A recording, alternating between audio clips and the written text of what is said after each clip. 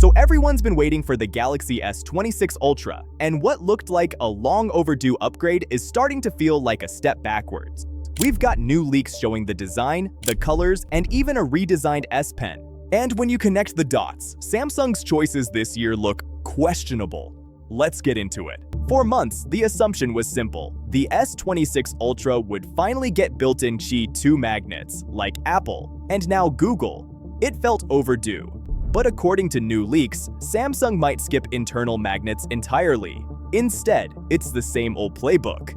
If you want Samsung's new 25-watt magnetic charger, you're basically forced to use a case. On paper, yeah, it feels like a downgrade. But here's the real problem. Magnets and the S Pen don't play nice, and Google literally had to drop reverse wireless charging on the Pixel 10 because of Qi 2, so Samsung was stuck either way. And they clearly chose the route that protects the S Pen and reverse wireless charging.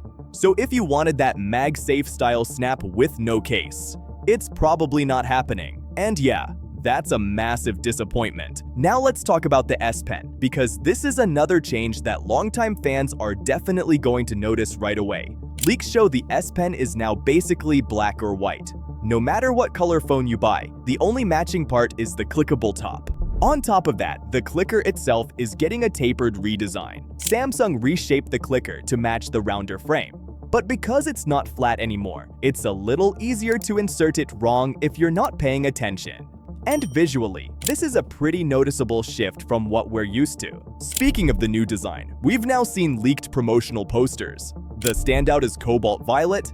It actually looks premium. And honestly, out of all of them, it's one of the Samsung colors in a while that feels exciting. The phone itself is now just 7.9 millimeters thick and weighs about 214 grams. So yes, it's thinner and lighter than before. But here's the catch, that 7.9 millimeters doesn't count the camera island. And that's where the biggest visual changes happened. The S26 Ultra now looks much closer to the S25 Edge, with rounder corners and a redesigned camera layout. And in these posters, you can also clearly see the black S Pen, which really makes the new two-tone approach obvious. Now here's something most people haven't noticed yet, and it tells you everything where Samsung's priorities are this year. Production numbers just leaked, and they're honestly pretty shocking. Samsung is preparing around 3.6 million units of the S26 Ultra for the initial batch. Meanwhile, the base S26 is getting around 700,000 units, and the S26 Plus is getting about 600,000. That means the Ultra alone is getting nearly 6 times the production of the other two. That's not normal. That's Samsung basically admitting the Ultra is the only one they expect people to actually buy. And when you look at the bigger picture, the non-Ultra models barely change. And Samsung knows that most people who are willing to spend serious money are buying the Ultra anyway, so they're betting everything on it. And based on recent sales trends, it's probably a smart bet. And there's one more update tied to this launch that changes the whole picture. Click right here for the full breakdown. This is Techtics, and I'll see you there.